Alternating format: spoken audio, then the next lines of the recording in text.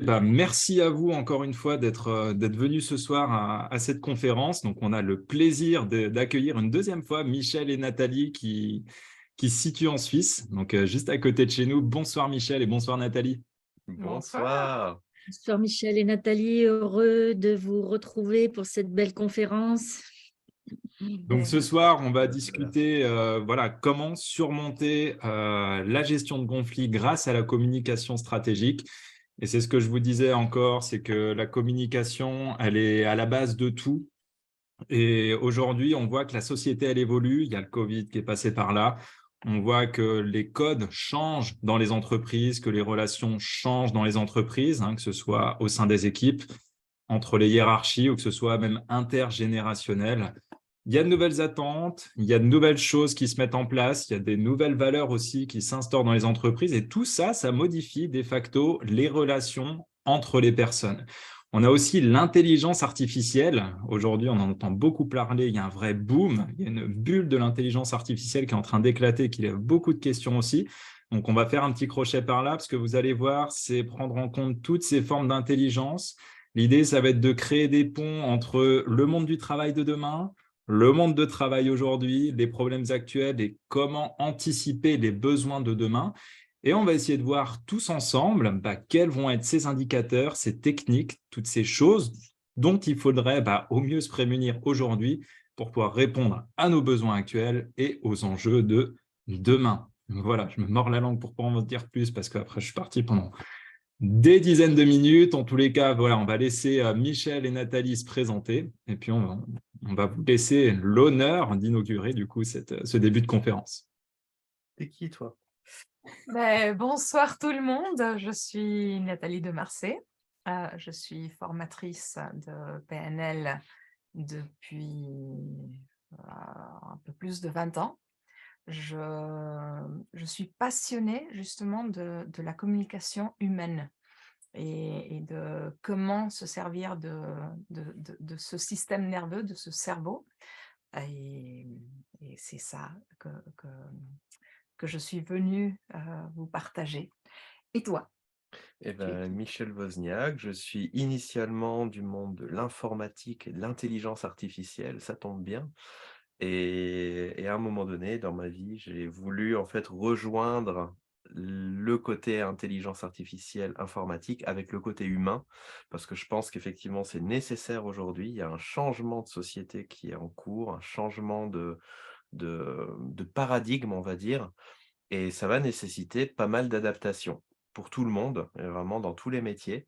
Et je pense que plus on anticipe ces changements, plus ça va se faire, ça va passer crème en fait. C'est pour ça, nous, on insiste beaucoup sur le fait de se poser les bonnes questions aujourd'hui pour que finalement la transition dans cette nouvelle ère de l'information en fait se fasse le plus délicatement possible pour tout le monde en fait. Et justement, par rapport à se poser les bonnes questions aujourd'hui, selon vous, vu qu'on est dans la thématique voilà, de la gestion de conflits en entreprise, ce serait quoi déjà la bonne question à se poser? OK. Vas-y, Pour vas-y. moi, la bonne question à se poser déjà, c'est, où j'en suis aujourd'hui? Parce que bien souvent, en fait, l'être humain, je pense, rentre dans des train-train quotidiens où il se pose plus vraiment de questions et ça, je le vois beaucoup dans les entreprises dans lesquelles je travaille, c'est que les gens, en fait, sont encore dans cette mentalité un peu comme mon père avait. Mon père était sûr, en fait, il a commencé sa carrière chez Peugeot, il était sûr qu'il finirait chez Peugeot et que même si à un moment donné, il devait changer, il irait dans une autre entreprise. Aujourd'hui, c'est encore plus pernicieux que ça. C'est qu'en fait, non seulement, il peut y avoir ce risque, en fait, de changer de structure ou d'entreprise, mais également de changer de métier. Parce que les métiers sont en train d'évoluer, les métiers sont pas en train de disparaître. Ça, je crois pas à ce discours alarmiste là, que tous les métiers vont disparaître, que c'est foutu pour tout le monde. Mais il y a des morceaux des métiers qui sont en train de disparaître. Par exemple, dans le monde du secrétariat, il y a certaines tâches de secrétariat qui disparaissent au profit notamment d'intelligence artificielle ou autre. Ça ne veut pas dire que le secrétariat va disparaître. Mais par contre, il faudra s'adapter. Donc pour moi, la vraie question, c'est où j'en suis aujourd'hui et de vraiment faire un bilan concret et rationnel de, la situation. Ouais. Pour moi, la partie la plus importante où on commence, c'est la communication avec soi. Et c'est comment on peut avoir cette, on parle d'estime de soi et je pense que c'est là le gros début. Il y a, dans l'actualité de plus en plus des problèmes de personnes qui sont en burn-out, de personnes qui ont des conflits, qui laissent monter, les conflits justement parce que il n'y a pas cette confiance en soi, il n'y a pas cette capacité de dire non, il n'y a pas cette capacité de savoir qu'est-ce qu'on veut, où est-ce qu'on va et comment réussir et comment communiquer vers où nous voulons aller. Et ça, c'est quand on commence avec soi-même, mais quand tu as cette autre soi-même qui est en face, comment faire pour respecter on dit en PNL, la carte de la personne, ce que notre manière de penser, notre manière de faire. Et c'est justement comment nous allons améliorer la communication avec nous-mêmes et comment nous allons améliorer la communication avec cette autre personne ou ces autres personnes qui finalement sont des systèmes neuronaux qui sont hyper compliqués, pareil que nous. Alors, c'est vraiment passionnant comment nous allons réussir à avoir cette bonne communication. Et quand tu dis de communiquer à soi, Ouais. communiquer à soi, c'est quelque chose qu'on n'entend pas toujours. Et puis quand on communique, c'est quelque chose qu'on fait de manière totalement inconsciente. C'est quelque chose qu'on fait depuis qu'on est né. Et c'est vrai qu'on ne nous a pas forcément appris à décortiquer comment on communique. Donc, moi, ce qui m'intéresserait de savoir, là, ce serait quels sont tes critères de connaissance de soi qui te semblent essentiels. Et ensuite, comment tu fais pour comprendre comment tu communiques. Si pour toi, c'est la base justement enfin, l'un des piliers justement dans la gestion de conflits. Ouais. Alors, je pense qu'on est conscient qu'on se parle à soi-même, mais on réfléchit pas. C'est qui soi-même? Alors, il y a plusieurs approches.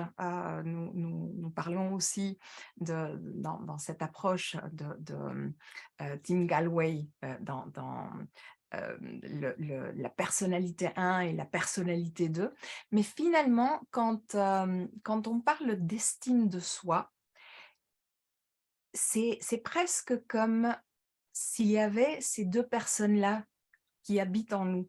C'est alors, en fonction de quoi on est en train de parler, ça peut être conscient, inconscient. Alors, consciemment, on sait ce qu'on veut et il y a cette partie inconsciente qui est absolument extraordinaire parce qu'elle est tout le temps en train de nous écouter, en train de suivre les indications, les ordres alors au début de la vie, les ordres qui vont venir. Et quand je dis ordre, c'est pas dans le sens de je t'ordonne de faire ci ou de faire ça. C'est nous sommes programmés, ce cerveau magnifique que nous avons est programmé pour suivre des instructions. Au début de notre vie, on va suivre les instructions de nos parents, on va suivre les instructions à l'école, de nos professeurs, et puis de nos amis aussi. Viens, on va jouer, ça c'est une instruction. Et petit à petit, on va avoir cette communication avec nous-mêmes en nous posant la question: «Est-ce que je veux? Est-ce que je ne veux pas?» Les enfants, ils le font de manière totalement naturelle et petit à petit, il y a cette distance qui commence à se créer avec, heu, nos besoins, nos envies, au fur et à mesure que nous sommes programmés par ces personnes qui nous entourent, où on commence à nous dire: «Non, ne fais pas ci». parce que ça, c'est pas bien vu. Et à ce moment-là, on commence à avoir une petite distance entre oui, mais moi j'avais envie de, je sais pas, de crier, et non, il faut pas le faire. Et c'est à ce moment-là où il y a cette double communication entre mes envies et ce qui va d'accord avec, avec la partie extérieure. Et c'est là, je pense, où commence à se créer cette différence et ce conflit. Et puis c'est intéressant que dans les écoles de communication, dans les écoles de commerce et partout où il y a des cours de communication, on te parle que de la communication aux autres. C'est le thème principal. Et tu peux avoir des personnes qui vont communiquer très bien à l'extérieur, mais très mal vis-à-vis de soi-même. Et ça, c'est un petit peu c'est marrant parce que quand on regarde dans toutes les philosophies, même les philosophies religieuses, hein, tu regardes même dans la Bible, c'est: «Aime ton prochain comme toi-même». Il y a toujours ce rapport en fait, OK, faire aux autres pareil que je fais à moi-même. Et pourtant, dans la communication, on a complètement mis de côté ce côté-là d'apprendre à se parler bien. Pourtant, on se conditionne tout autant qu'on conditionne les autres. Imaginez un gamin, quand vous allez lui répéter 5 fois ou 10 fois qu'il est stupide. Il faut pas beaucoup de fois pour qu'il commence à l'intégrer et à véritablement mettre ça dans son identité. Mais nous, c'est pareil, qu'on soit adulte ou qu'on soit enfant, c'est pareil. Donc quand on commence à se parler mal, à se dire: «Oh, tu nul, tu y arriveras pas» et cetera, on se conditionne à fond et c'est ça le problème, on s'en rend pas compte. Et ça, c'est le pire. Si on le faisait de manière consciente en se disant: «OK, je sais que je me conditionne mal, mais je le fais quand même», c'est pas grave. Mais le pire, c'est qu'on s'en rend pas compte et qu'on n'est pas conscient de l'impact négatif qu'on a sur nous-mêmes. Et après, bien évidemment, c'est les petites rivières qui forment des torrents et un petit coup, ça va, un deuxième ça va, un troisième ça va. Au bout d'un moment, on commence à se sentir mal dans notre contexte, mal dans notre vie. Quand on est mal, bah, automatiquement, on a beaucoup plus de difficultés à contrôler notre communication aux autres. Donc on devient un peu plus agressif, on devient un petit peu plus, intolérant par rapport aux autres et ça devient un cercle vicieux. Mais souvent, ce cercle vicieux, on a tendance à mettre sa cause à l'extérieur en disant: «Oui, c'est parce que mon chef est comme ci, comme ça, c'est parce que l'autre m'a dit ça, c'est parce que» alors qu'en réalité, très souvent, ça part de nous. Prenez 2 personnes qui sont bien dans leur vie, bien dans leur peau, mettez-les ensemble, il y aura pas de conflit. Par contre, si moi qui suis pas bien, on met même avec quelqu'un qui va bien, ben je vais réussir à polluer carrément cette personne au point qu'à un moment donné, ça va générer des situations conflictuelles. Et ça, je trouve, c'est génial parce que quand ils pensent, ça veut dire oui, il y a une grande responsabilité personnelle dans les conflits, mais qui dit responsabilité dit possibilité d'action. Et ça, c'est génial. Donc, en fait, ce que vous êtes en train de nous dire, c'est que dans le conflit qu'on pourrait avoir, par exemple, en entreprise, soi-disant avec les autres, le premier conflit qu'on a, c'est le conflit de soi à soi-même. Et le premier challenge, Ouais. j'aimerais, parce que tu sais, tous les mots ont une densité sémantique, ont un poids. Quand on présuppose conflit, on est en train de présupposer qu'il y a déjà euh, au moins deux directions qui sont opposées de où on veut aller. Mais challenge, ça présuppose que si tu réussis à dépasser ce cap, tu peux avoir une extraordinaire confiance en, nous, ouais, en soi. Il y a un concept très intéressant, c'est comment créer cette confiance Mmh. avec nous-mêmes. Si par exemple, je te dis ou quelqu'un te dit, tu sais, ce week-end, tu aimerais bien sortir avec moi, tu aimerais bien aller au cinéma. Ah ouais, je me prépare pour ça. Et tu arrives au week-end et en fait, la personne qui t'avait dit, «Est-ce que tu veux sortir avec moi?» en réalité, t'appelle et te dit, «Ah, tu sais, j'ai pris un autre engagement et ce que je t'avais dit, en fait, je ne vais pas le faire».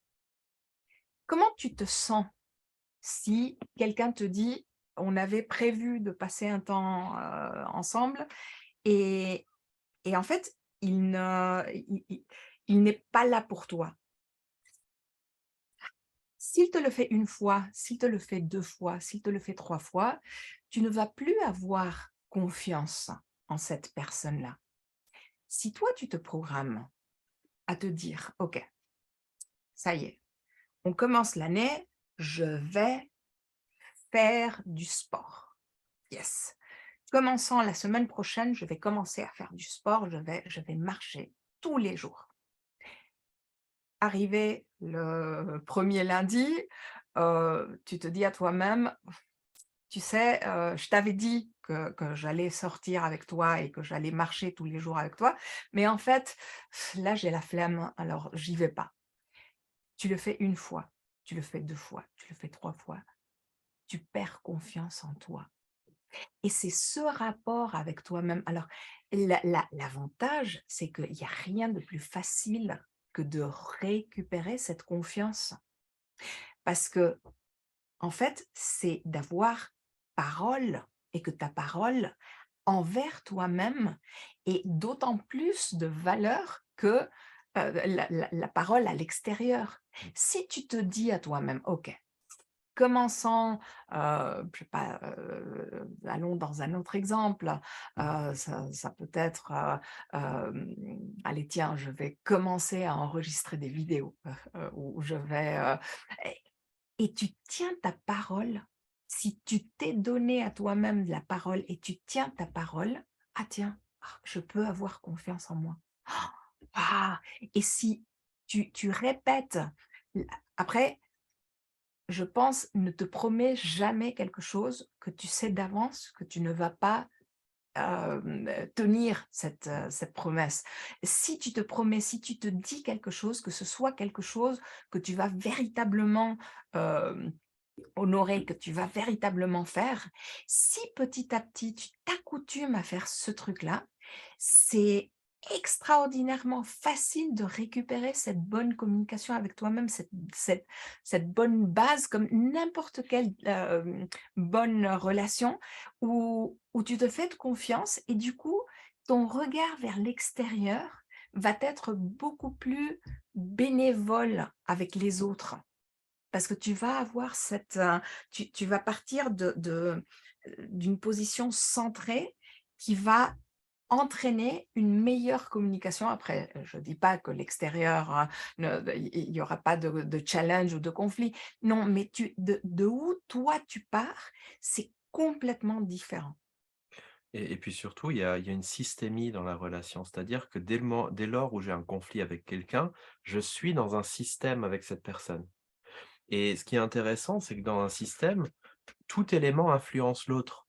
C'est-à-dire que dans les conflits, bien souvent, qu'est-ce qui fait que les conflits perdurent? Ça peut être, par exemple, lorsqu'il y a des égos qui s'affrontent, ou il y en a aucun des 2 qui veut céder. Et le truc, c'est que quelquefois, il y a une escalade de ces conflits qui peut aller très loin. Et la réalité, c'est qu'il suffit qu'une personne soit plus maligne que l'autre et décide de désamorcer le conflit, et ça se fait.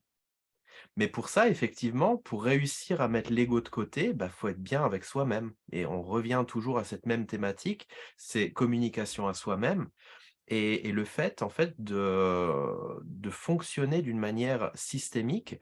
Et je peux peut-être donner un exemple que je donne assez régulièrement avec, une jeune donc moi j'avais travaillé, en séance avec sa mère et puis c'était, une jeune de 11 ans en fait qui, les parents séparés, elle devait aller chez son père en week-end. Elle ne voulait pas aller chez son père en week-end parce que le père était physiquement violent avec elle et le problème de la mère, c'est que, bah, concrètement, si elle n'amenait pas sa fille chez le père pour le week-end, le père pouvait aller voir le juge et dire: «Bah, voilà, elle ne respecte pas mon droit d'avoir ma fille, donc je demande moi la garde exclusive». Et là, ça aurait été la catastrophe pour la gamine, en fait. Donc, la mère, grand conflit intérieur parce qu'elle doit envoyer littéralement sa fille de 11 ans à la boucherie, quoi, parce que le père est physiquement violent et elle savait plus quoi faire. Donc, elle m'a proposé de voir sa fille pour, je cite: «l'aider à supporter les coups».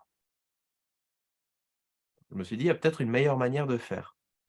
Alors j'ai vu la petite, charmante, mignonne, magnifique et je me suis dit: «Ben, on va faire le truc de manière intelligente» et je lui ai expliqué un petit peu cette notion de systémie. C'est-à-dire le fait que pour qu'il y ait un bourreau, quelque part, il y a peut-être quelque chose aussi qui part d'elle et c'est horrible à dire sur le coup quand tu parles à une victime. Mais en même temps, quand tu veux intégrer une notion de responsabilité, c'est très intéressant de se rendre compte quand je lui ai demandé: «OK, comment ça se passe au moment où ton père il est au moment où ton père s'approche de toi et qu'il est sur le point d'être violent?» et elle, tout de suite, elle me fait: «Bah, je me protège». Et OK. Et si on essayait autre chose? Alors elle était toute étonnée parce que, ben, voilà et je lui ai dit: «On va essayer un truc différent» et on a commencé à mimer ce truc-là et je lui ai dit: «Bah, écoute, tu vois, heu, si toi, tu es face à un chien, par exemple, et que tu commences à avoir peur, le chien, il va le sentir, il va attaquer. Si par contre, tu n'as pas peur, le chien, il va tout simplement t'ignorer. Mais là, on va faire exactement la même chose» et le but, on a commencé à pratiquer où moi, en fait, je jouais le rôle du père en levant la main. Et vraiment, je lui ai dit: «OK, tu vas vraiment au début le faire comme un jeu. Au lieu de reculer en te protégeant, ce que tu vas faire, c'est que tu vas donner un un coup de pied vers l'avant, et tu vas t'approcher de lui et tu vas faire: "Non papa!"» mais d'une manière qui soit vraiment convaincante. Vraiment, vraiment convaincante. Et on a travaillé ça pendant plusieurs dizaines de minutes, une bonne vingtaine de minutes. Elle y croyait pas vraiment, mais on a fait de manière à ce que vraiment elle sorte de ce système-là. Et il s'est avéré qu'effectivement, le week-end, elle a dû partir chez son père. Il s'est passé un truc, c'est qu'il a préparé à manger et en allant ramener notamment le bol de riz vers la table, il a trébuché, le bol de riz est tombé et là, elle savait qu'il va s'en prendre à elle. Elle le savait, mais elle a eu quelques secondes pour se préparer. Elle savait que son père va venir vers elle, il est venu vers elle pour lui en coller une et là, elle a fait un magistral: «Non papa!» et elle m'a raconté ça par la suite. Le fait est qu'il s'est figé sur place, il a plus bougé. D'un coup, il s'est calmé, il a dit: «Bah, viens, on va au McDo». Ça s'est passé il y a à peu près 5 ans. Il lui a plus jamais mis la main dessus. Après, à chaque fois que le truc se reproduisait, elle prenait le bon réflexe et en fait, finalement, elle sortait de ce système, en fait.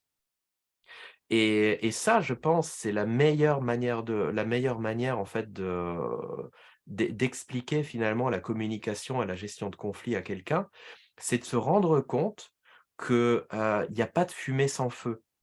C'est-à-dire que lorsqu'il y a un conflit, c'est très facile de mettre toute la responsabilité sur l'autre, mais quand on accepte le fait qu'il y a également un morceau chez moi et qu'on accepte de régler ce truc-là, ça facilite grandement la problématique, mais grandement, grandement. Ah, Géraldine, il faut que tu mettes ton micro si tu ouais.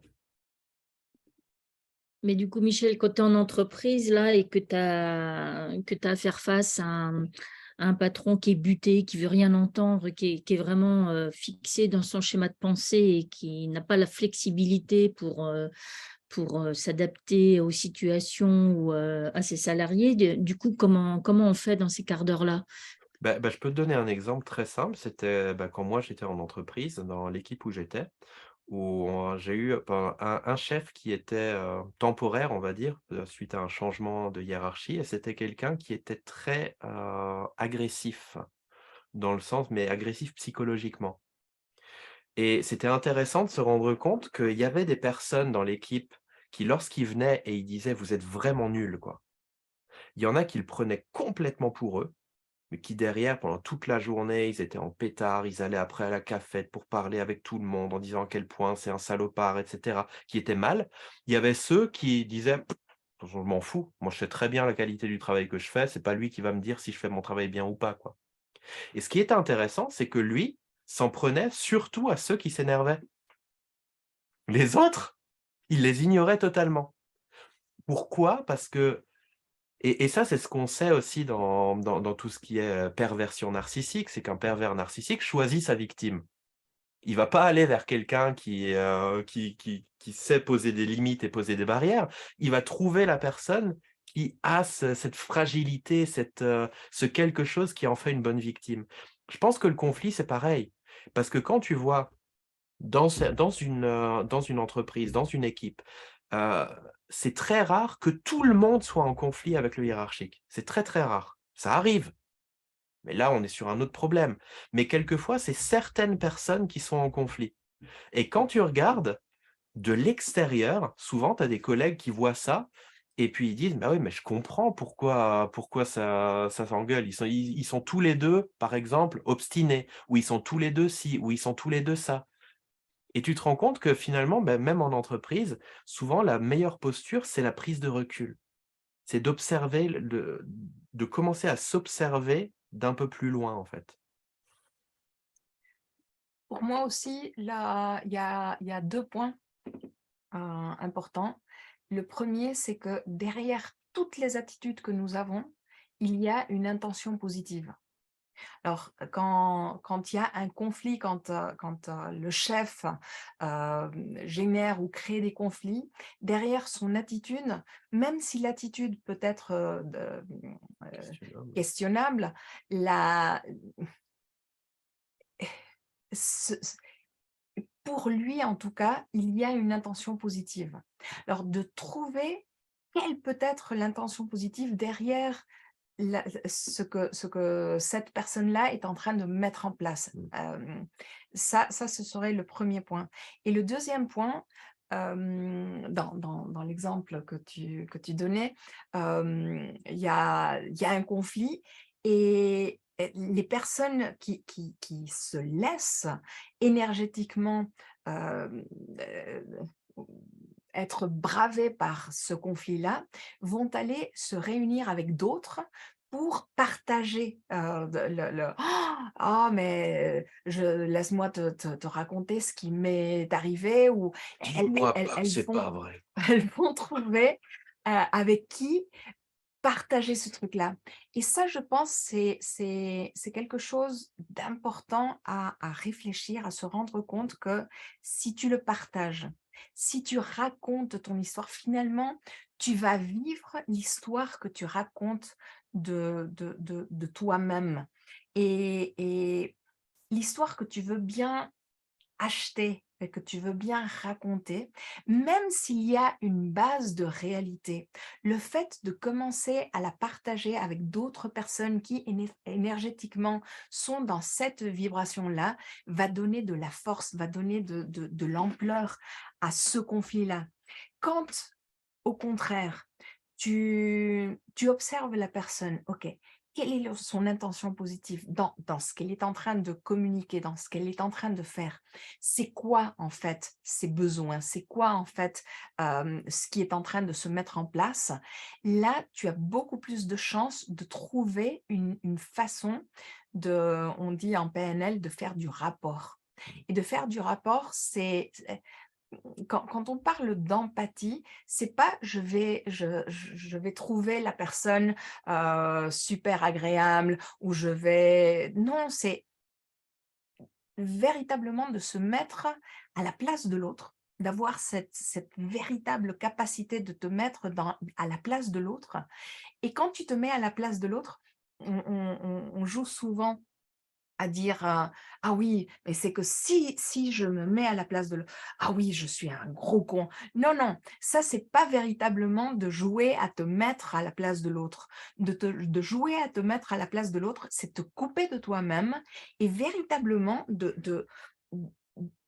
d'ex d'essayer de comprendre, et je dis bien essayer parce que quelquefois on peut pas y arriver ou il y a des choses qu'on n'a pas encore, perçues ou comprises. Mais je ne pense qu'il y ait personne qui se lève le matin et qui commence à se frotter les mains en disant: «OK, comment je vais, foutre en l'air la vie de tout le monde?» Finalement, derrière tout ce qu'on fait, il y a une intention positive envers nous-mêmes. Personne à qui tu offres la possibilité d'avoir une meilleure communication, une meilleure manière de faire, va après il y aura toujours, peut-être, une exception, mais, heu, si tu donnes, une possibilité de comprendre, une possibilité de te mettre à la place de l'autre, tu auras beaucoup plus de chances que si tu vas autour d'un café avec les personnes qui se plaignent, créer encore plus d'énergie de conflit. Ouais, en tout cas, c'est super intéressant J'espère ce que que c'est vous clair. dites. Si, très clair. Et puis, ça remontre aussi vraiment que le pouvoir aussi, notre pouvoir d'agir sur la situation et de ne pas être dépendant d'un système mis en place. Et puis, je trouve aussi dans ce que vous avez évoqué tous les deux, c'est de ne pas prendre les choses pour soi sur son identité propre, mais vraiment de pouvoir prendre ce recul en se mettant aussi à la place de l'autre et de se dire, c'est peut-être le processus qui est contestable, c'est peut-être les faits qui sont contestables. Et du coup, de sortir du problème de on rentre en confrontation directe avec moi et plutôt s'attacher à où se situe le problème dans notre communication et dans les choses qu'on entreprend dans notre travail, par exemple. Ouais. Ouais. Alors, Il y a la question de Odile, ouais. là, justement. En partie, déjà, Nathalie, elle y a apporté une réponse, mais Odile demande, lorsque le conflit est plus latent, moins ouvert, que les protagonistes ne s'affrontent pas vraiment et que l'hypocrisie et les médisances sont de mise, quelle stratégie peut être judicieuse? Ben là, le premier problème, c'est le manque de communication. Et je sais à peu près de quelle situation Odile parle et je pense que la situation se résoudra au moment où la personne en face acceptera de discuter, en fait.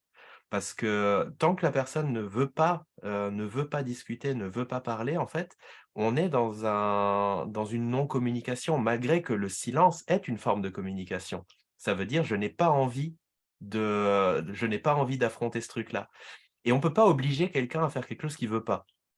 Et ça, c'est le premier problème, en fait. On peut pas obliger quelqu'un à faire quelque chose qu'il ne veut pas. Mais dès le moment où il commence à y avoir de la communication, là, effectivement, on peut commencer à aller, à aller affronter les choses et trouver une manière, finalement, de résoudre. Pour ça, je dis affronter, mais c'est pas le bon mot, c'est de résoudre. Mais ça commence par ce premier moment de communication, de se dire: «OK, je veux bien parler, quoi».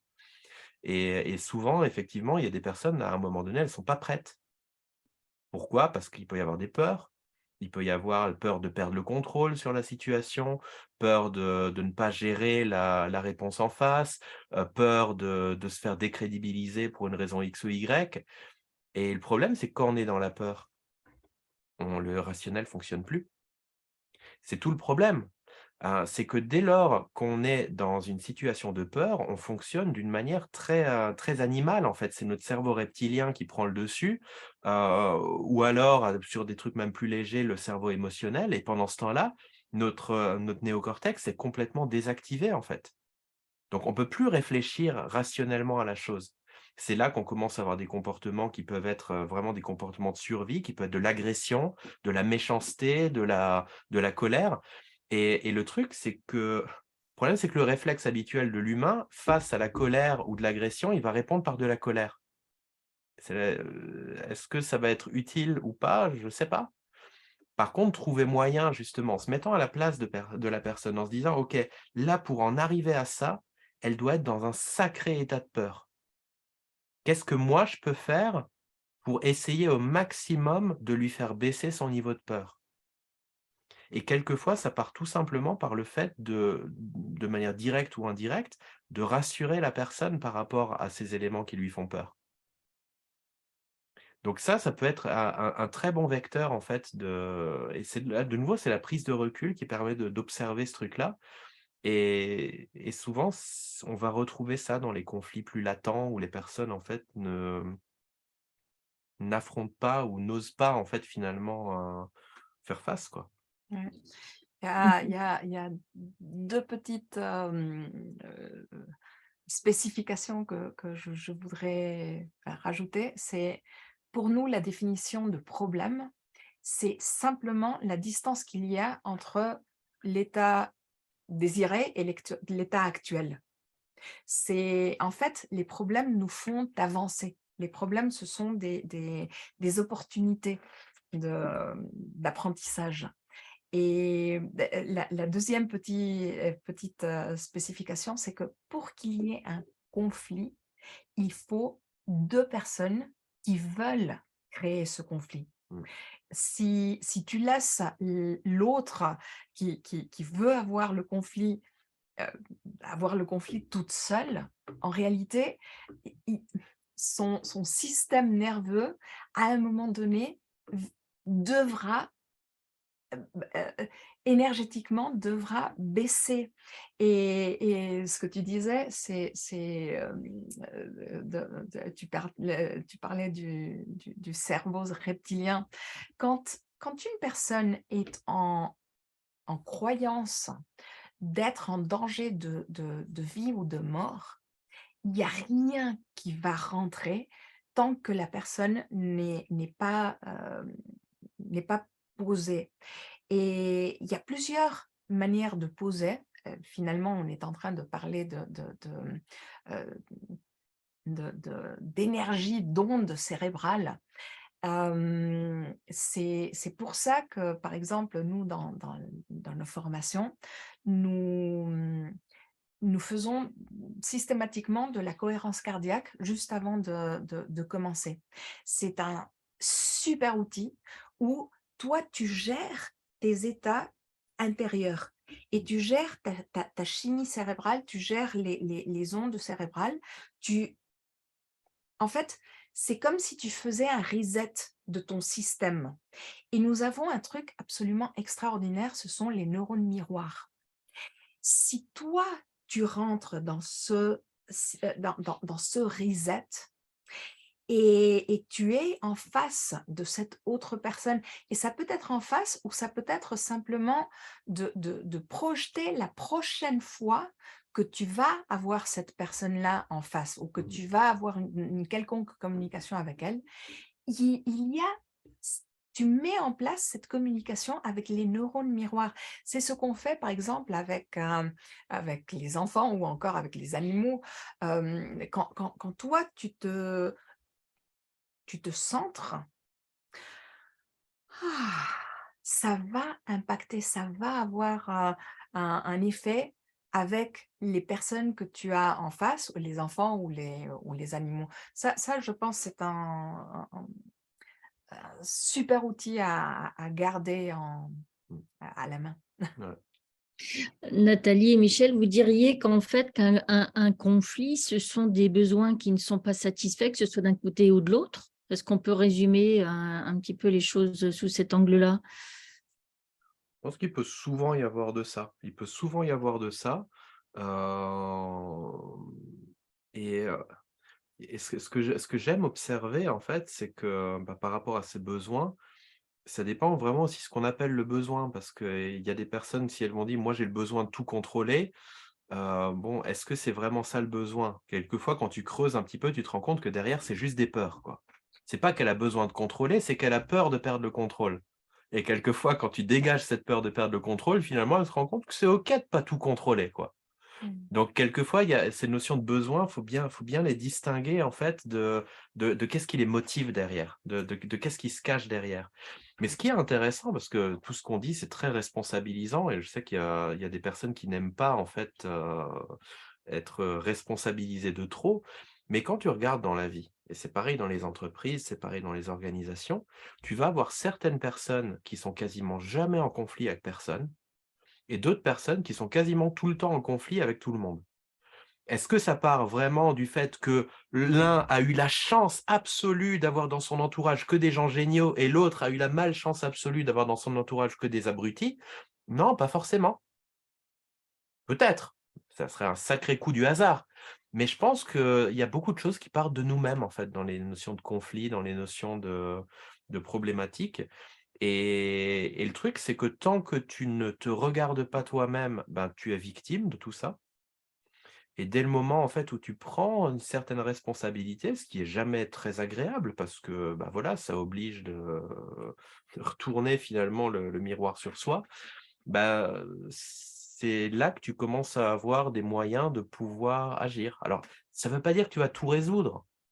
Il y a peut-être des situations qui vont être plus difficiles ou plus challengeantes que d'autres, mais je pense qu'avec un peu de prise de recul et de responsabilisation, à mon avis, la règle de Pareto, elle s'applique. Avec ce 20% de responsabilisation, on peut dégager sans problème 80% des conflits. Mmh. Et je rebondis, Géraldine, sur ce que tu dis du mot besoin. En PNL, nous avons un petit mot qui est, pour définir les opérateurs modaux que nous rajoutons, pour faire avancer les verbes. Et nous avons les opérateurs modaux de possibilité ou de nécessité. Alors, par exemple, quand tu dis: «J'ai besoin de quelque chose», c'est un petit mot qui parle de nos nécessités. Quand tu parles de besoin, il n'y a pas de négociation possible parce que c'est tu es en train de le catégoriser à si je n'ai pas ça, je ne peux pas vivre. Tu sais, nos besoins, c'est l'oxygène, c'est l'eau, c'est vraiment les besoins basiques. Si une envie tu la considères un besoin, tu ne donnes pas une possibilité à une possible négociation entre les deux Mmh. parts. Alors, de définir un conflit comme un besoin, ça présuppose d'entrée de jeu une discussion de vie ou de mort des deux côtés. Mmh. Si c'est plus une envie d'avoir une bonne communication, là, tu es véritablement en train de créer, alors je sais, c'est de la sémantique, mais finalement, la partie linguistique, Mmh. comment on conceptualise les idées vont véritablement ouvrir le champ des possibles. Mmh. Si nous partons du fait que ah, ben, moi j'ai besoin de ça et puis je ne vais pas bouger d'où je suis parce que c'est mon besoin et je m'en fiche de qui je suis en train atropellar, de buter Piétiner. sur le chemin.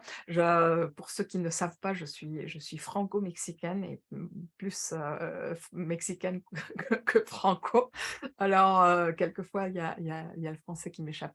Mais oui, de buter parce que je considère que comme c'est mon besoin, c'est moi qui. Mais si nous changeons ce petit mot à OK, mais quelles sont tes envies? Qu'est-ce que tu veux? Vers où tu veux aller? Qu'est-ce que tu voudrais? Ce sont des petits mots qui ouvrent la possibilité de trouver un terrain en commun où il y Alors, a une relation de gagnant-gagnant. Alors Michel, Nathalie, là, quand on a lancé le sondage, on voit qu'il y a quand même pas mal de situations qui reviennent liées au conflit d'autorité ou de pouvoir. On a aussi Mhm. les malentendus, et ça tombe bien, merci Maude. Il y a la question aussi de, voilà, qu'est-ce qu'on peut faire face à un petit groupe qui partage ses rancœurs sur son N+1 autour de la machine à café. Et ça m'amène aussi à ce cas-là et aussi au cas qui peut arriver régulièrement où face au N+1, il y a quand même cette autorité qui est parfois descendante. Comment faire justement, comment adapter sa communication pour sortir justement de cette position de je subis ce qui est descendant et moi je suis obligé d'accepter ça. Mmh. Alors, il y a 2 parties dans la question. La première, c'est la partie effectivement de Maud. Alors, comment faire quand dans les discussions de café, il y a tous les gens qui sont en train de radoter sur à quel point le chef est méchant et pas bien? Hem, Moi, au début, j'avais tendance à rien faire et à un moment donné, je me suis rendu compte qu'il y avait un truc qui marchait. C'est que, bah, tout simplement, je disais aux personnes qui étaient aux personnes en présence, je dis: «Moi, je me sens pas super à l'aise de parler d'une personne quand elle n'est pas là». Parce que je me dis que si effectivement on parle de cette personne-là pendant qu'elle est pas là, j'ai pas envie de penser que peut-être on parle aussi de moi quand je suis pas là. Et là, d'un coup, ça crée une sorte de hic parce que les gens se disent: «Ah ouais, effectivement, ouais, on est en train de faire un truc qu'on n'aimerait pas subir nous-mêmes». Et en fait, d'une certaine manière, en faisant ça, tu forces les personnes à prendre un peu le miroir et puis à se dire: «Bon, bah, voilà, je suis en train de reprocher un truc que je suis en train de faire». Et c'est une manière un petit peu délicate de faire ça. Donc moi, j'ai tendance plutôt à faire ce genre d'approche par rapport à ça. Maintenant, par rapport à la relation, de hiérarchie, moi, ce que j'ai tendance à faire, c'est à reposer quelquefois le contexte. C'est ce que j'avais fait avec ce chef qui était assez, voilà, directif et compagnie. Heu, Quand à un moment donné, il me demandait de faire quelque chose que moi je considérais être une mauvaise nouvelle, je lui dirais: «Écoute, partons d'un principe tout simple. Accorde-moi 5 minutes. Si à la fin de ces 5 minutes, tu restes sur ta position, aucun problème, je vais faire ce que tu me dis. Mais par contre, je voudrais te proposer une vision différente simplement pour ouvrir un axe de réflexion». La plupart des fois, en faisant comme ça, en lui disant d'entrée de jeu: «OK, dans 5 minutes, si on n'a pas trouvé si tu ne changes pas d'avis, aucun problème, je fais ce que tu m'as demandé». Ben rien que ça libère la pression chez la personne. Parce que quand une personne est très autoritaire, souvent elle a ce besoin de contrôle, ce besoin voilà, de dire: «C'est moi le chef». Et lorsque tu reconnais ce truc-là d'entrée de jeu en disant: «OK, je reconnais totalement, c'est toi le chef, dans 5 minutes, je ferai ce que tu m'as demandé, mais je te propose un axe de réflexion», la pression baisse. Et là, effectivement, comme la pression baisse, la peur baisse, les stress baissent, et là, la personne peut commencer à réfléchir à ce qu'on va lui dire.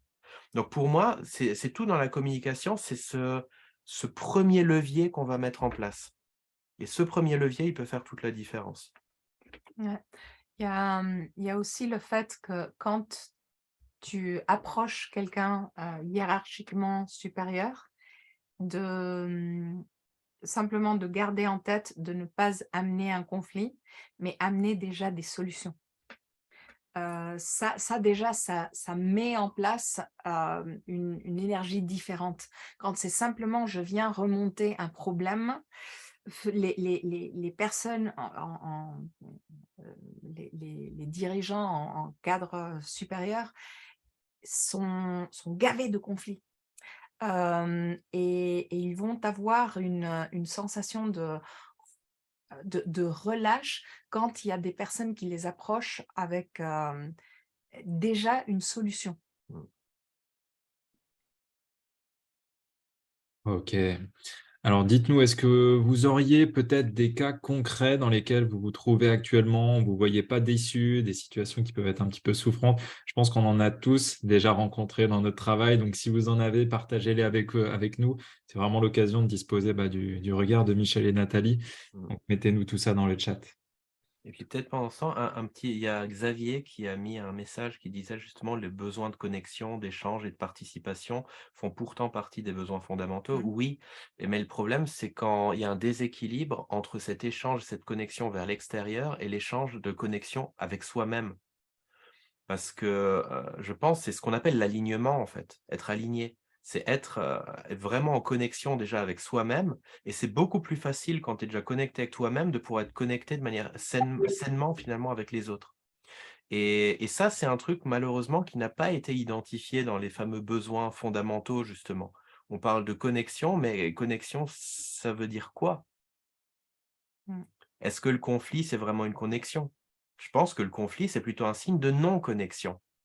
Et effectivement, je pense que le conflit, c'est le résultat d'une non-réponse finalement à ce besoin fondamental de connexion. La personne est déconnectée d'elle-même, donc elle se déconnecte aussi des autres. Ça fait que c'est que des relations conflictuelles qui vont pas, et quelquefois, il suffit de se reconnecter à soi pour se rendre compte que finalement, j'ai pas envie de me prendre la tête à m'engueuler avec tout le monde, quoi. Mmh. C'est pas agréable. Je pense aussi que c'est important d'avoir conscience de quelle est l'histoire, notre histoire, l'histoire qu'on raconte, notre storytelling. Hem, Parce que nous avons tendance à mettre, on connaît par cœur nos conflits. C'est presque comme si on mettait l'enregistrement et on répète mot pour mot, que ce soit aux personnes au boulot, que ce soit aux personnes, avec qui, qu'on fréquente. C'est: «Ah, et toi ta semaine?» Tac, et tu mets play, et tu commences à raconter exactement, mot pour mot, la même histoire. De prendre comme tu dis Pierre, ce recul, de t'écouter. Qu'est-ce que tu es en train de raconter? Quelle est la réalité? Parce que à travers nos mots, on est en train de donner une réalité à comment on veut vivre les conflits ou les challenges ou les opportunités. Et c'est à travers cette communication que tu as vers l'extérieur, mais qui parle aussi beaucoup de quelle est la communication que tu as vers l'intérieur, l'histoire que tu veux te raconter, c'est comment tu peux la raconter d'une manière différente. Et encore une fois, je pense que nous avons la possibilité d'influencer les personnes autour de nous. Si tu commences à raconter une histoire différente, tout d'un coup, les autres vont être inspirés à raconter quelque chose de plus positif. C'est vraiment impressionnant. Aujourd'hui, nous sommes allés déjeuner et on pose la question au propriétaire du restaurant, comment ça va? Et là, pouah, il nous lâche, mais c'est véritablement comme si c'était un camion de poubelle qui vient de vomir tous ces sacs de Tous les malheurs du poubelle, monde, quoi. mais là, chouah, il nous lâche ce truc-là. Et là, toi, tu as la possibilité de choisir. Est-ce que je vais ramasser les sacs de poubelle qui ne m'appartiennent pas? Ou est-ce que je les lâche?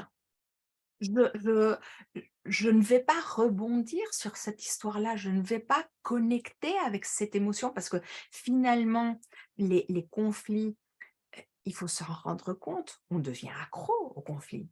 Ouais. Parce que ça nous crée, ça nous fait générer de l'adrénaline. Oh, c'est génial l'adrénaline, pouah, ça nous fait battre le cœur et ça nous fait avoir cette sensation de ouh, on devient accro. Mais quel peut être l'anti-adrénaline? Ben, simplement de te sentir à l'aise, de te sentir bien, de te sentir aussi en contact avec la vie, avec l'endorphine. Là, je parle de chimie cérébrale. Il n'y a rien d'aussi facile à créer. C'est simplement en racontant une vanne. Il n'y a même pas besoin qu'elle soit bonne. Tu peux créer simplement un rire, rebondir sur n'importe quelle chose. Et là, chimiquement, il y a un éclat de rire, tac, ça part sur une autre direction au lieu de renchérir et de prendre. C'est vraiment les personnes, quelquefois, quand il y a des conflits, elles vont poser leur sac de poubelle devant nous. Est-ce Ouais. que tu vas aller prendre le sac de poubelle de la personne?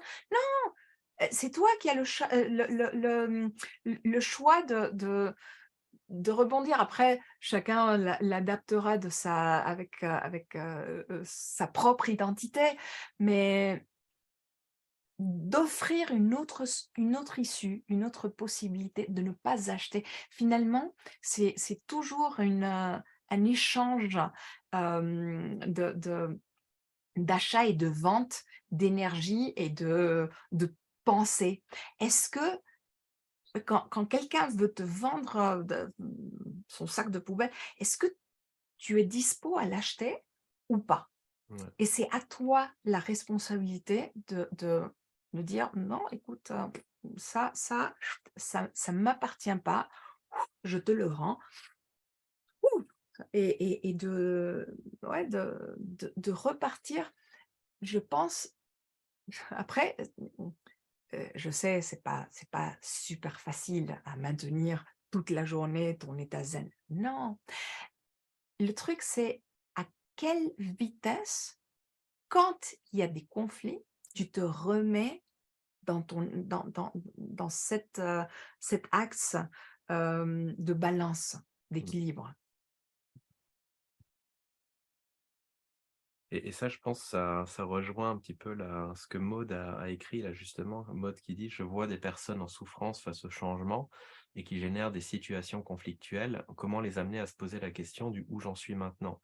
Mmh. Et je pense qu'effectivement, là, on se retrouve déjà à un problème d'anticipation. Quand la personne, elle est face à du changement qui lui a été imposé, elle est en situation de stress déjà. En fait, c'est avant qu'il aurait fallu en fait, le prendre en compte. C'est pour ça, en fait, en entreprise, moi, quand j'étais sur des projets stratégiques intercontinentaux, on avait toujours en fait une cellule de préparation au changement. C'est-à-dire quand on savait qu'on avait des nouveaux systèmes à mettre en place, déjà 1 an avant, on préparait psychologiquement littéralement les gens. Parce que les gens étaient habitués pendant en usine à travailler tout le temps sur les mêmes outils, mêmes consoles, mêmes trucs. Déjà 1 an avant, alors que le projet n'était même pas fini, on commençait déjà à leur insuffler déjà l'idée qu'à un moment donné, ça va changer en mieux. Ça va changer pour eux en mieux.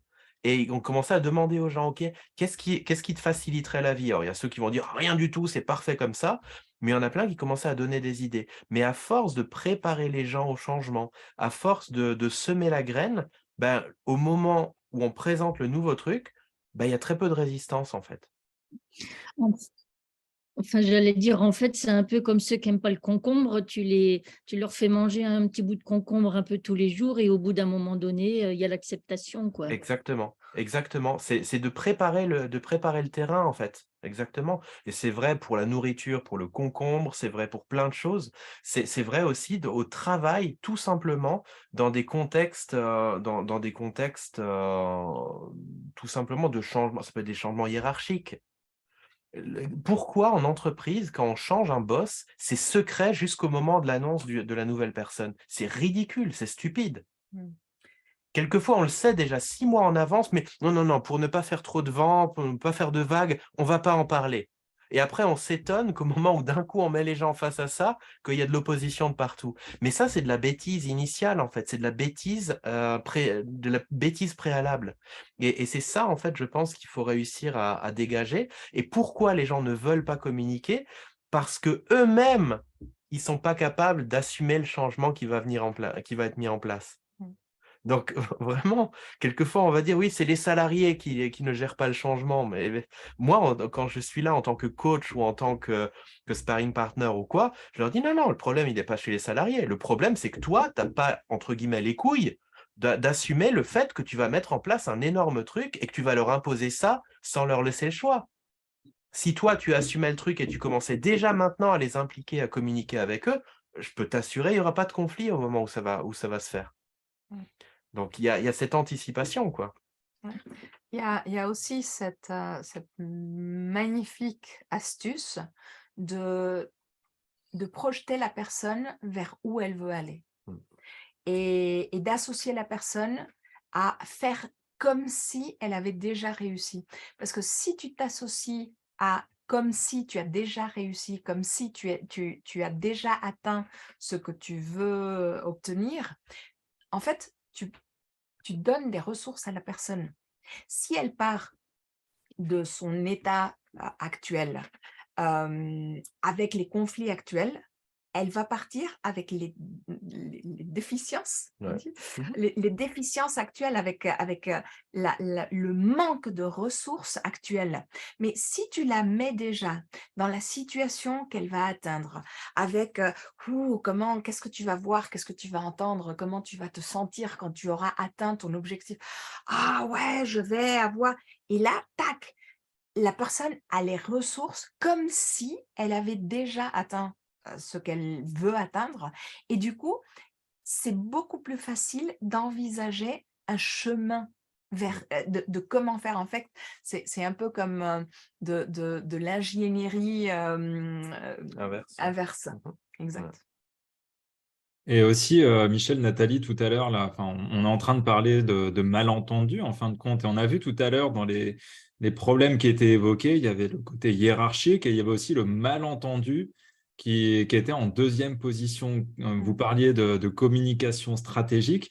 Et c'est vrai que les malentendus, ils font mal en entreprise des fois. C'est vraiment cette impression de je lui dis 100 fois la même chose, il ne m'écoute pas, il n'entend pas, il continue de faire pareil. Ou alors il y a des personnes avec qui on a l'impression de ne pas parler la même langue. Qu'est-ce que vous pourriez donner justement peut-être comme outil très concret ou comme cas pratique que bah voilà, toutes les personnes qui participent là et puis qui vont suivre cette conférence, ils pourraient utiliser de manière très simple et même en manière de jeu, quoi, même quelque chose qu'ils pourraient tester par exemple. Je te donne un exemple. Quelquefois, tu parles avec quelqu'un, tu vas lui dire, par exemple, hem: «Il faut revoir la stratégie dans le projet». Et la personne te dit « Pardon ?» et tu vas répéter la même chose, mais plus fort. Il faut revoir la stratégie dans le projet, en plus avec un ton énervé. Donc déjà, en face, c'est pas cool. Et la personne, finalement, en face, va commencer à prendre cet énervement, alors qu'en fait, l'idée, c'est pas qu'elle n'a pas compris les mots. Ça sert à rien de le répéter plus fort. Elle n'a pas compris ce que tu veux mettre derrière. Mais comme tu es en train de lui répondre d'une manière agressive, bah, la personne, en fait, commence à réagir en mode survie à ce moment-là. Donc souvent, en fait, ces trucs-là, où je lui ai dit déjà 20 fois, mais la question que je pose à la personne, et j'imagine que les 20 fois, tu l'as dit différemment, c'est ça? Et là, bah non, je lui ai dit pareil. Mais bah ouais, donc peut-être que si effectivement la première fois ça marche pas, la deuxième fois ça marche pas, ça peut peut-être être intéressant d'envisager de lui dire différemment, de le formuler autrement ou de peut-être lui demander ce qu'elle a pas compris dedans. Et les gens, en fait, vous voyez, on reste des êtres humains, des êtres très basiques. Et quelquefois, on est prêt à répéter 20 fois la même chose. C'est pour ça qu'Einstein disait: «La folie, c'est de penser qu'en faisant la même chose, on obtiendra un résultat différent». Mais le truc, c'est que, bah, bien souvent, c'est nous-mêmes qui créons notre propre malheur, comme disait Paul Václavic. Et justement, par rapport à ça, quand tu dis voilà, de reformuler autrement, c'est vrai que c'est des choses qui, conceptuellement parlant, oui, on arrive à le concevoir, mais dans les faits, quels seraient selon toi, enfin selon vous aussi, les outils auprès desquels se rapprocher, ou est-ce qu'il y a des choses très simples qu'on pourrait déjà faire à notre niveau avec notre bagage qu'on a Alors, tu veux un truc super simple? Bah ouais. Nous parlons tous, là, le français, et nous avons des petits, c'est presque comme un dialecte. Nous avons un dialecte visuel. Il y a des personnes qui ont une prédilection visuelle, qui vont te dire: «Regarde, je veux que tu vois clairement la situation», et ça, c'est du dialecte visuel. Il y a des personnes qui ont du dialecte auditif, qui vont te dire: «Écoute, je vais te parler, je vais te dire, pour que tu me dises quel est le son ou comment ça te sonne». Et il y a des personnes qui vont avoir un dialecte, on va parler de kinesthésique. Kinesthésique, on va englober les émotions, les sensations, les perceptions, hem, ouais, plus, D'accord. proprioceps Ouais. c'est Proprioception, ouais, ouais, proprioception. voilà. Et ce sont des personnes qui vont te dire: «Oui, cette histoire, je la sens pas, pour moi, c'est important de penser, ou de ressentir». Ce sont des personnes qui sont beaucoup plus dans les ressentis. Olfactif, gustatif, ça rentre dans ça aussi. Si tu perçois que la personne avec qui tu veux communiquer utilise plus un dialogue, visuel, par exemple, et toi, tu as plus un dialogue, ta manière de parler, c'est plus, auditif. Quelquefois de faire la traduction, Ouais. de te dire: «Ah OK, l'autre comprend le dialecte, visuel, ou autre. OK, je vais lui parler dans ces mots à cette personne-là». Et si elle utilise souvent, oui, clairement la situation, la vision vers où OK, même si c'est pas le mot ou les mots que je choisirais moi, si je lui ai dit 10 fois: «Écoute, écoute», et elle n'écoute pas, OK, regarde la situation et teste simplement cette petite astuce. Tu veux quelque chose Ouais. de très concret. Je pense que il y a il y a il y a déjà du beau à te rendre compte que le canal par lequel rentre l'information va avoir énormément d'impact chez les personnes. Et pourquoi ça marche? Parce qu'en fait, notre cerveau, vous savez, on a un cortex auditif qui gère tout ce qui est auditif, un cortex visuel qui gère le visuel et un somatosensoriel qui gère le kinesthésique. Donc, si une personne, en fait, le problème est traité au niveau du cortex visuel et que toi, tu lui balances des infos qui vont dans le cortex auditif, évidemment que ça marche pas. C'est comme si, tu vois, il y avait 3 chambres dans une maison, le problème, il est dans la chambre à coucher et puis toi, tu vas, en fait, essayer de le résoudre à la cuisine. Tu te rends bien compte dans la théorie dans la vie pratique, pardon, que ça n'aurait aucun sens de faire ça. Mais comme on n'est pas conscient des mots qu'on emploie, comme on n'est pas conscient de la communication, parce que la communication, on croit tous en fait et toutes que parce qu'on sait parler, qu'on sait communiquer, c'est pas vrai. Regardez un petit peu, c'est tout bête, vous pouvez avoir un doctorant en communication, en ce que vous voulez, il va aller manger chez une amie qui a préparé un repas, il va goûter, il va lui dire: «Oh, c'est pas mauvais». C'est super maladroit. Je veux dire, quand on vous dit: «C'est pas mauvais», c'est pas du tout pareil que de dire: «C'est excellent». Est-ce que cette personne l'a fait de manière parfaitement mal intentionnée pour vous faire mal, pour non, pas du tout, c'est de la maladresse. Parce qu'on n'a pas appris à communiquer de manière constructive, de manière responsable par rapport aux mots qu'on dit. Et c'est pour ça, dans les approches de relations d'aide, notamment de Carl Rogers, les approches rogériennes, en fait, on fait de la reformulation active. On va te redonner les mots que tu as dit. Tu me dis quelque chose, par exemple, tu me dis: «Oh bah, je me sens fatigué» et là, on redonne à la personne: «Ah, tu te sens fatigué» et quelquefois, la personne, en réentendant les mêmes mots qu'elle a employés, elle reformule. Par exemple, en coaching, c'est génial ce truc. Un chef d'entreprise veut se lancer sur un projet et il vous lâche un truc du genre: «Oh, moi, de toute façon, je suis trop vieux pour me lancer sur des nouveaux projets». Alors tu peux commencer à philosopher, mais quelquefois, il suffit de lui dire: «Ah, vous êtes trop vieux pour vous lancer sur ce nouveau projet?» et là, il va dire: «Non, c'est pas que je suis trop vieux, c'est que j'ai peut-être plus la motivation que j'avais quand j'étais jeune». C'est pas pareil, mais le simple fait de réentendre les mots qu'il a dit, il se rend compte que ces mots ne correspondaient pas à la réalité. Parce qu'en fait, on ne prend pas suffisamment la responsabilité des mots qu'on dit. C'est pour ça qu'il y a des malentendus. C'est pour ça que quelquefois, même dans un couple, ben, on va dire des paroles blessantes à l'autre qu'on regrette dans les 10 secondes après, mais parce que sur le coup, on n'a pas pris la responsabilité de ces mots. Et ça, malheureusement, c'est humain. Enfin, malheureusement ou heureusement, ça fait qu'on n'est pas des machines. Mais une fois qu'on comprend ça, on se rend compte qu'effectivement, beaucoup des problèmes, beaucoup des conflits partent de nous, en fait, partent de maladresse. C'est pour ça, c'est important d'avoir cette notion de maladresse en tête parce que quelquefois, on se dit: «Bah oui, mais alors en gros, si je suis responsable, c'est que je suis une mauvaise personne». Non! C'est pas ça. C'est juste qu'on est maladroit.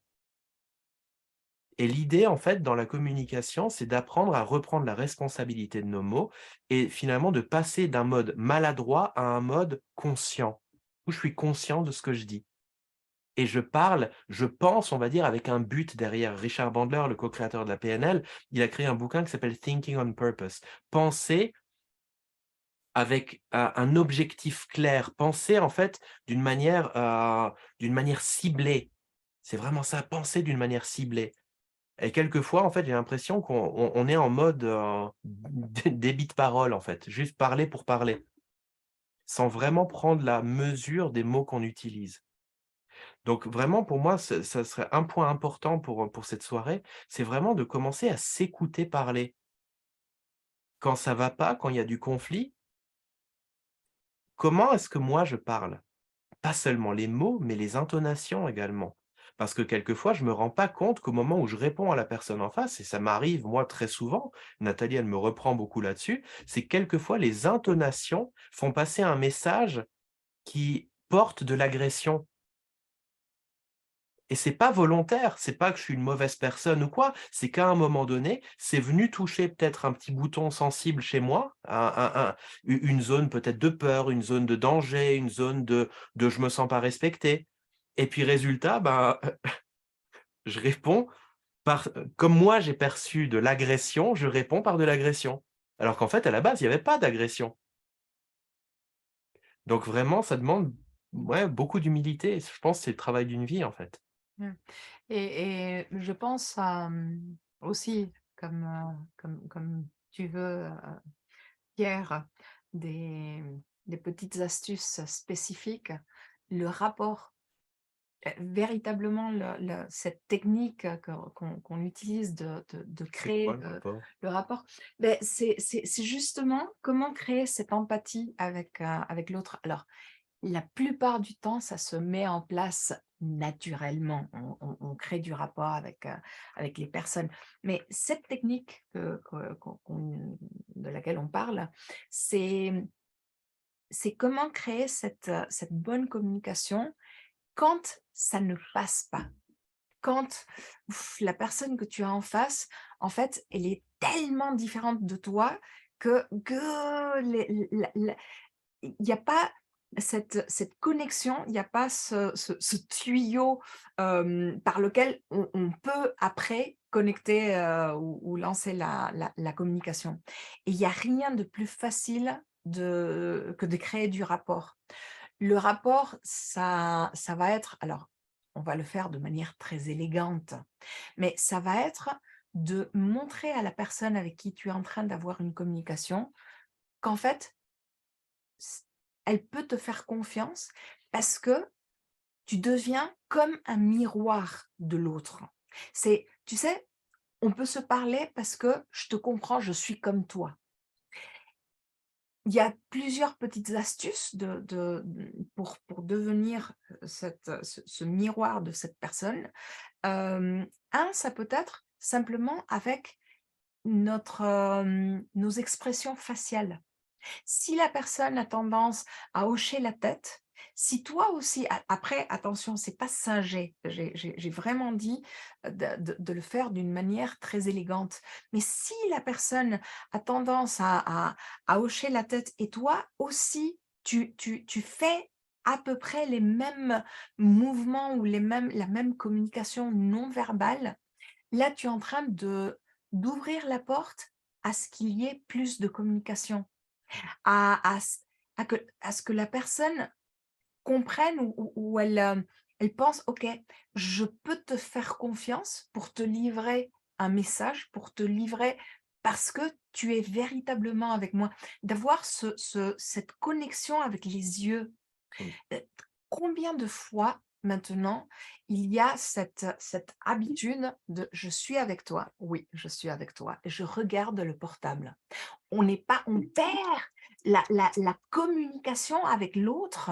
On est en train véritablement, là, je me rends compte de plus en plus, les parents, ils font ça avec leur gamin. Le gamin, il est là, il est en demande de regarde-moi, je veux être avec toi, je veux passer du temps avec toi. Et non, nous sommes.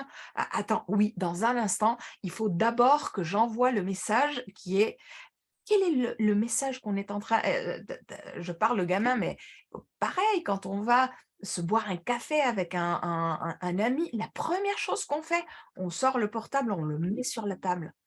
C'est un manque de, mmh, de respect pour la personne. Et qu'est-ce que tu as quel est le message inconscient qu'on est en train de mettre en place? C'est, tu sais, j'aime bien être avec toi, mais s'il y a quoi que ce soit qui arrive dans ce truc-là, ah, je vais lui donner une priorité. Mmh. Quel est le message véritable? C'est pas important. La communication que nous sommes en train d'avoir ou le temps ou le moment que nous sommes en train d'échanger, ah, s'il y a quoi que ce soit, je vais distraire mon attention parce que la communication n'est pas importante. Hem,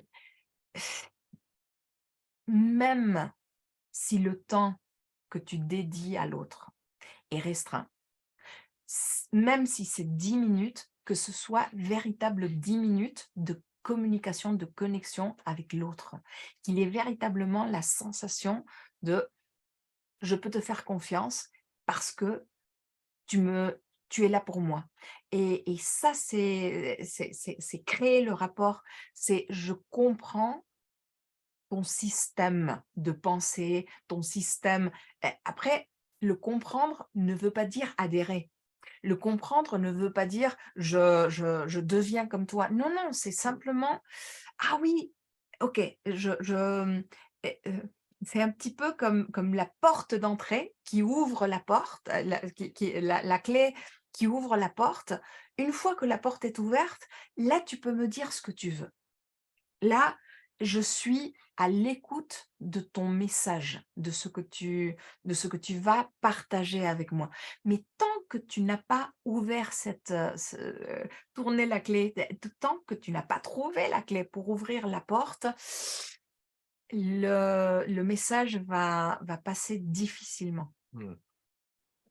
Waouh, bah, c'est passionnant tout ça. Et puis bah, merci du coup, parce que vous répondez en même temps à la réponse de Sandy qui disait est-ce que le dire différemment, cela peut être écrit via des canaux différents, oral ou écrit, oui. Ouais. Et voilà, si vous êtes parent aussi, une petite chose qui marche bien, et c'est vrai, voilà, vous parliez de tout ce qui est visuel, tout ce qui est auditif, tout ce qui est kinesthésique, et c'est vrai que des fois écrit et puis dit oralement, ça n'a pas le même impact. Et voilà, moi j'en connais qui ont fait les frais, mais je me souviens, une petite anecdote, quand on était enfant et puis qu'il y avait quelque chose à dire, oui, tu videras le lave-vaisselle, oui, oui, oui, et puis le soir, c'était pas fait, oui, tu feras la vaisselle, oui, oui, oui.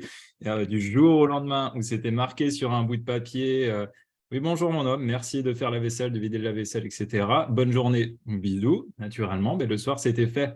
Mais c'est vrai que c'est intéressant, c'est un petit rapport tout simple, mais de comprendre que voilà, pour une personne qui est visuelle, si on lui dit de manière auditive, ça va rentrer par une oreille et ça va passer par une autre parce que c'est simplement pas son mode de langage, c'est pas son Google Traduction à elle.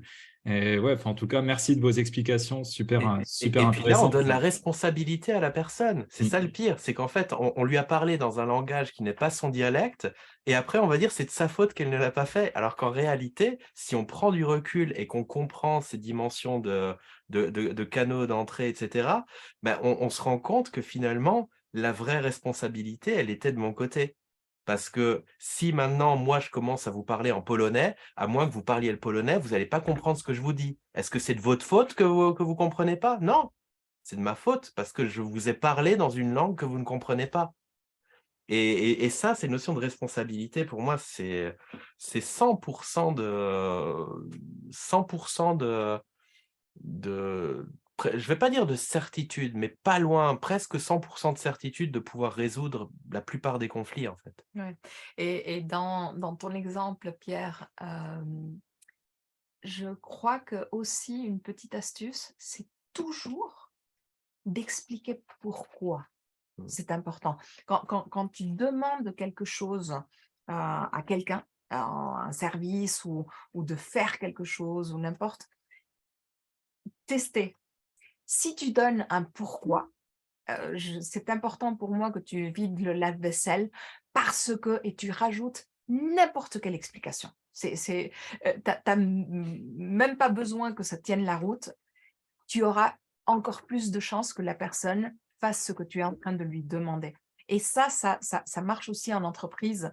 Euh, je vais avoir besoin que tu m'envoies le rapport ce soir parce que j'ai une présentation. N'importe quelle chose que tu rajoutes, si tu donnes une explication à la personne, tu vas avoir beaucoup plus de chances qu'elle fasse ce que tu es en train de lui Et, Ouais, dire. et ça, c'est documenté, hein. Il y a un bouquin qui s'appelle Petit traité de manipulation pour les honnêtes gens, qui est absolument fantastique. Donc, Petit traité de manipulation à l'usage des honnêtes gens. Et dedans, il donne justement des exemples de tout ça. Notamment, un exemple, c'est quand tu veux aller, en fait, quand tu as une file devant le photocopieur et tu as une photocopie à faire, si tu dis simplement est-ce que je peux passer devant, j'ai une photocopie à faire. Là, la plupart du temps, dans 60% des cas, en fait, les personnes ne vous laissent pas passer. Par contre, si vous dites, «Est-ce que je peux passer devant parce que, je suis pressé?» là, d'un coup, ça monte. Et le pire, c'est que même si l'explication est fallacieuse, si on dit: «Est-ce que je peux passer devant parce que j'ai une photocopie à faire?» c'est complètement stupide, tout le monde a des photocopies à faire, c'est pour ça qu'ils sont là. Le simple fait de dire ça, pareil, ça booste aussi le taux d'acceptation. Psychologie humaine, voilà. Allez comprendre, c'est un super bouquin à lire, hein, pour comprendre justement ces phénomènes de l'impact en fait du langage sur les autres. C'est génial. ouais, puis on en revient à ce que vous expliquiez tout à l'heure de l'état présent et puis l'état désiré. Puis, donner une destination à ma demande, de donner du sens en fin de compte à ce que je souhaite exprimer pour qu'en face, la personne puisse aussi comprendre et interpréter mon message en fin de compte, extérieurement et intérieurement. Et puis, apporter une réponse qui soit adéquate. Voilà. Bon, Tu parlais, je finis juste avec un tout petit truc qui est très, très sympa à expérimenter. Tu disais qu'il y avait peut-être une petite mise en pratique.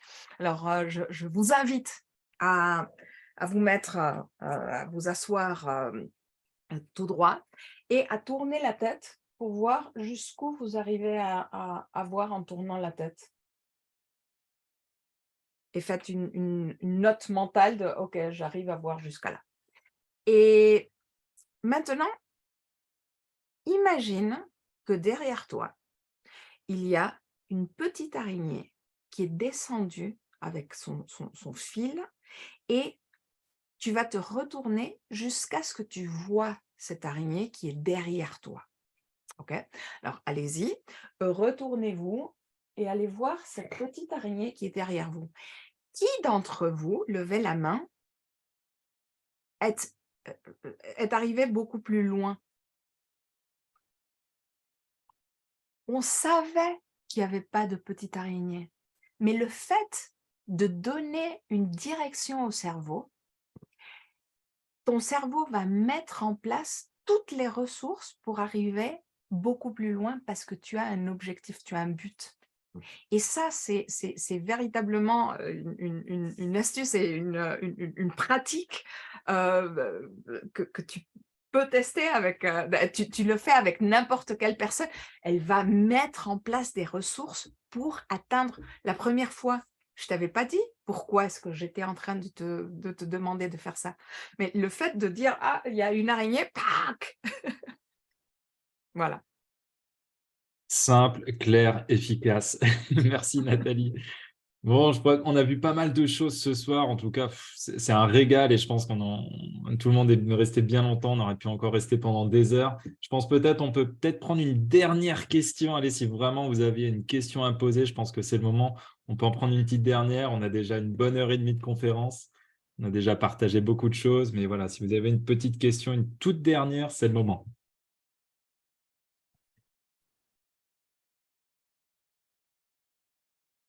Parce que ça pourrait être intéressant pour vous et ça pourrait vous apporter des super clés dans votre vie professionnelle et personnelle. Excuse-moi, Nathalie, j'ai oublié de donner le sens, mais là, je sais que je vais au moins avoir une question.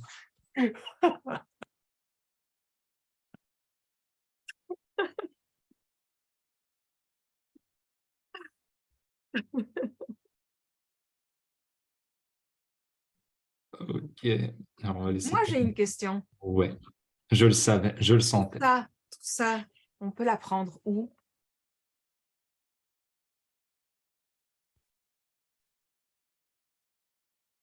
Où est-ce que toutes les Bah, choses qu'on a partagées en fait, tout avec vous, ça, c'est quoi? c'est des trucs Où est-ce effectivement qu'on l'apprend? tout ça, c'est que de la communication, en fait, en réalité. La communication, en fait, c'est, un des grands champs justement, c'est le fameux dont on a parlé tout le temps, c'est la PNL notamment. Il y a l'hypnose également puisque la communication, la communication passe beaucoup justement par tout ce qui est vu notamment, dans la communication hypnotique. Parce que finalement, on est tous des êtres hypnotiques en réalité. On est tous, on est tous des êtres, faillibles qui fonctionnant d'une manière consciente et inconsciente à la fois. Donc vraiment tous les outils de communication qu'on va retrouver aussi bien dans la PNL que oui, ouais, tous les outils de communication qu'on va retrouver en fait, c'est, typiquement on va les retrouver dans la partie, PNL et hypnose en fait. C'est là que c'est le plus prégnant, le plus présent. Surtout pourquoi? Parce que ouais, des cours de communication, on en trouve partout, mais c'est toujours communication aux autres. Il manque tout cet aspect communication à soi et en fait, c'est comme si on te donnait qu'une face finalement de la pièce. Mmh. Donc l'idée ici, c'est vraiment de trouver les 2 faces de la pièce parce que je pense que l'autre face, c'est la plus importante. Je pense que dès le moment où tu es bien dans la communication avec toi-même, automatiquement, ta communication aux autres, elle va être impactée. C'est inévitable, en fait. Ouais. L'inverse n'est pas vrai. Odile commente malheureusement pas encore à l'école ou trop rarement. Effectivement, ce sont des outils qu'il faudrait absolument partager depuis Mmh. le tout début de pouvoir avoir, mais c'est notre intention maintenant. Oui, Mmh. pour La se bonne nouvelle, diriger. c'est qu'on parle d'école de la vie et on y est toute la vie. Donc, bon, on a toujours l'occasion de rattraper le coup et puis de prendre les bons réflexes. Exact, L'idée, c'est que ça devienne une attitude. absolument. Eh ben, du coup, on va en profiter aussi pour rappeler peut-être voilà, on a la chance aussi d'avoir Michel et Nathalie qui vont venir nous faire un petit coucou dans notre belle région troyenne au mois d'octobre. Donc voilà, en tout cas, si vous voulez plus d'informations aussi sur le sujet, ben, envoyez-nous un petit message, hein. Vous avez nos coordonnées sur le site internet. C'est des aspects qu'on va forcément aborder. Là, tout ce qui a été vu ce soir, ça fait partie, on va dire, de la communication de base à soi comme aux autres. En tout cas, on le voit, c'est des choses qui peuvent s'appliquer aussi bien dans le domaine personnel, de soi à soi-même ou avec son environnement proche ou les personnes autour de soi, mais aussi professionnel. Et voilà, c'est connais-toi toi-même, hein, et on sait tout ce que ça peut engendrer derrière. Donc vraiment, merci beaucoup, beaucoup, beaucoup, Michel et Nathalie. C'était un régal. Je pense qu'on aurait pu encore allonger cette conférence pendant bien longtemps. C'était vraiment passionnant. Mais merci à Merci vous. à vous. Le temps s'est écoulé. Euh, On n'a pas vu passer. On ne l'a pas vu passer, mais c'est passionnant et merci à Géraldine et à Pierre pour l'invitation de Mm. pouvoir partager ces outils qui sont véritablement extraordinaires et merci à vous pour votre présence et participation active. Ouais. Merci. Donc, par C'était rapport à ça, il va y avoir un petit replay aussi qui sera mis à disposition. Donc, si vous avez aussi des questions encore qui viennent après à Michel à poser à Michel et Nathalie, vous pourrez le faire sur notre chaîne YouTube ou si d'ici là, voilà, le temps qu'on mette la vidéo, qu'on traite tout ce qui va bien au niveau technique, vous pouvez nous envoyer un petit message, hein. Ils sont très disponibles, ils sont toujours aussi adorables, toujours avec le sourire. Donc, en tout cas, ce sera un plaisir aussi de vous répondre. Et puis voilà, en tout cas, pareil, si vous voulez des informations sur la formation, sur éventuellement des bouquins, sur des ressources complémentaires, envoyez-nous un petit message. Encore une fois, vous avez les coordonnées sur notre site l'INSEM, INCEM. Et le mieux, c'est de venir expérimenter parce que tous ces outils-là, c'est une attitude, c'est quelque chose qui se vit. Donc, en tout cas, on vous donne rendez-vous aussi à 3 du 20 au 27 octobre pour partager cette expérience à vivre au moins une fois avec Michel et Nathalie. Yes. Voilà. Mais en tous les cas, on vous remercie, on vous souhaite une très très belle soirée et puis Merci on vous dit à beaucoup. très bientôt. Merci à tous bientôt. pour votre belle présence.